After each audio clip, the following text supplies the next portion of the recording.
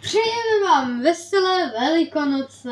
Přejeme vám veselé Velikonoce. Hody, hody, doprovody, dejte vejce malovaný. Nedáte-li malovaný, dejte a zhodilý. Slepíčka vám snese jiný. Nezmlakni mobil. A s tím tady přichází další Taste test! Na Taryho cukrovou vatu. Jo, ten tady vypadá hrozně. Předpokládejme, že to bude... Jsou tři možnosti. Bude to chutnat hrozně, bude to chutnat strašně dobře, anebo to bude normální cukrová vata. To bude chutnat hrozně dobře. Ta modrá má příchuť bubblegum a ta růžová jahodu. Jdeme to rozdělat. Je, ňufík! Taky jsem dostal ňufíka.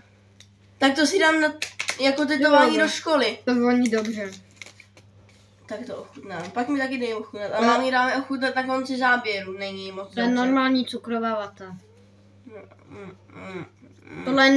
Tohle je normální cukrová vata. Ochutnej tu mou.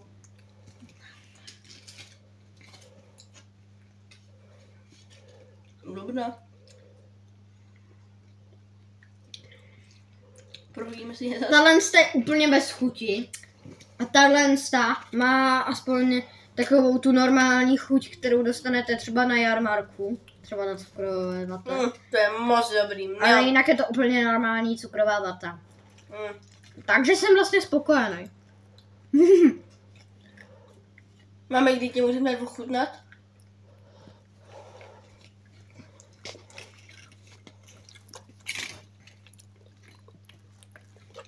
Vaši dej taky ochutnat. Potom ukaž do kamery. Naše mamka je nemocná, takže nemůže. Jaká byla lepší? Ukaž na vatu, která byla lepší.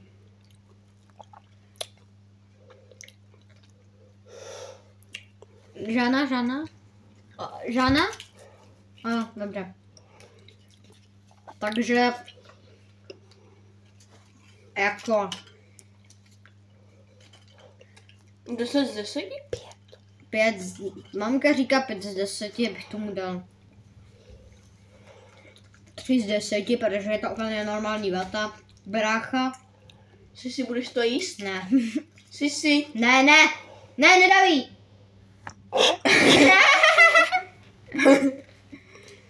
Ne, já už jsem měl málem infarkt. Infarkt. To bude dobrá flaška na akvárka. Takže já dám... Dáš jinýho ňufíka. Kolik dáváš? Kolik dáváš? Všechny body, 10 z 10. Ty dáš na všemu 10 z 10, bro. Jo, lepší je náhoda. Ne, pravdu. A proč to má, že je to příchuť bubblegum? Když je to má příchuť žvíkačky. Tady je z Anglie, ne, on je vlastně z Ukrajiny. Ale umí česky docela dobře. Až moc dobře, Jo. Tak my už jsme se s vámi loučili. No, a tady si dá i zadat kód o výhru. Tady má... Na to už kašli. Tady má vyfocený Instagram 20 gramů, TikTok, YouTube a tady shop.